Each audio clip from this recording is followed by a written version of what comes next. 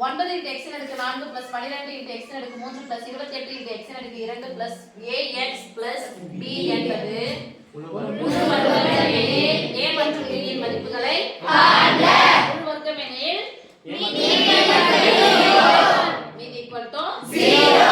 இப்போ கொடுக்கப்பட்ட கோவையானது திட்டவடிவில் இருக்கான்னு பார்க்கணும். ஃபர்ஸ்ட் மாறினுடைய அடுக்கு பிரகாரம் 1 இறங்கு வரிசையில் இருக்கணும் இல்லனா அப்ப எனக்கு தெரியாத மதிப்பு பின்னாடி தான் இருக்கும். கரெக்ட்டா இருக்கா? எஸ். தெரியாத மதிப்பு பின்னாடி இருக்கு. ரைட். x அடுக்கு 4 3 2 1 திட்டவடிவில் இருக்குது. அதனால அப்படியே எடுத்து பண்ணிடணும் முறையில. அது முன்னாடி நீங்க ஒரு மேல பாயிண்ட் இருந்தா எழுதணும். முழு வர்க்கம்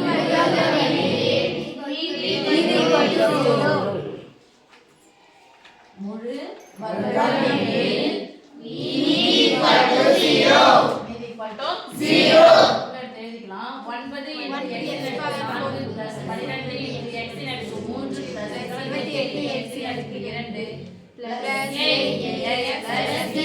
சில பேர் போடும்போது ஏவும் 9 ஒரே மாதிரியாகவே இருக்கும். பியும் 6 ஒரே மாதிரியாகவே இருக்கும். அப்படியெல்லாம் எழுதாமல் எண்களையும் வரி வடிவத்தில் எழுதுமாறு பணிவுடன் கேட்டுக்கொள்ளப்படுகிறது. இத போட்டாச்சு. வர்க்கம் எழுதலாமா?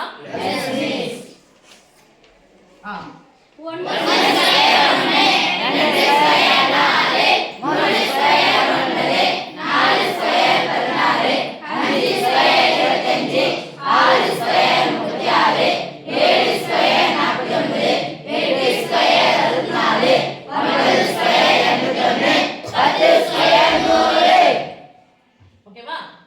இப்போ நான் 9 எதனுடைய ஸ்கொயர் பாருங்க. 3 ஒரு பக்கம் பக்கம் எழுது. சூப்பர். படம் வரையறது பயன்படுத்த சாக்பீஸ் போடுறது. x அடுக்கு நாங்க பாதியா பிரிச்சா x அடுக்கு 2 என்ன போறோமோ இங்க அத போட்டுறோம். 9 × x அடுக்கு 4. முன்னாடி குறியெல்லாம் என்னது அர்த்தம்? வகுத்தல் என்பது தொடர் வழிகளில் சுருக்கம்.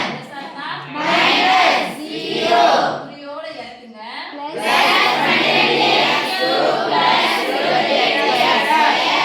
ஓகேவா? இரண்டு நம்பரை இறக்கி ஈவ 2ஆல பெருக்கிக்கலாம். பெருக்கல் 2 3 2 6 × x².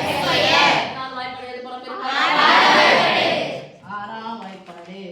ஓர் 6 2 12 3 18 4 24 5 30 6 36 7 42 8 48 9 54 5 60. எனக்கு ஆறாம் வாய்ப்பாடு தெரியல, என்ன எனக்கு பயமா இருக்குன்னா எத்தனை நீங்க கூட்டி எழுதணும். அந்த நம்பர் கூட நம்பர் முடியும். அந்த நம்பர் கூட 6 கூட்டி எழுதணும். சரியா? நல்லா கவனிச்சுக்கோ. இரட்டைப்படை எண் 6 ஜோடி இருக்கிற எண்ணில் எதுவுமே ஒற்றைப்படை வரவே வராது.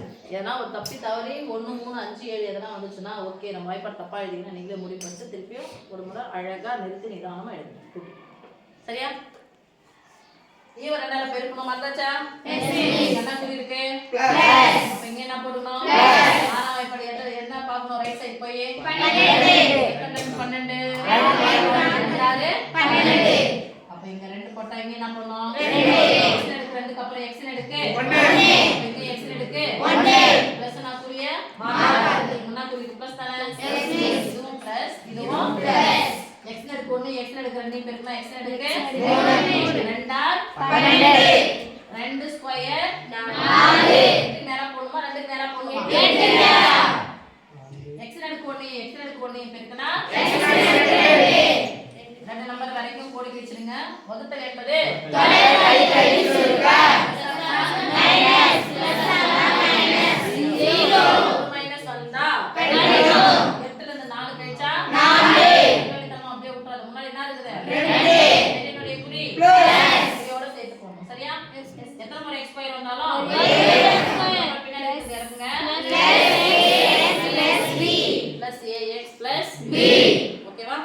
2 நம்பரை இறக்கிட்டோம். ஈவ 2ஆல பெருக்கிட்டோம். ஏற்கனவே ஃபர்ஸ்ட் பெருக்கி போட்டுறோம்னா போட்டுருக்கோம் 6x² + 6x² பிளஸ் 2 4 4 x எடுக்கு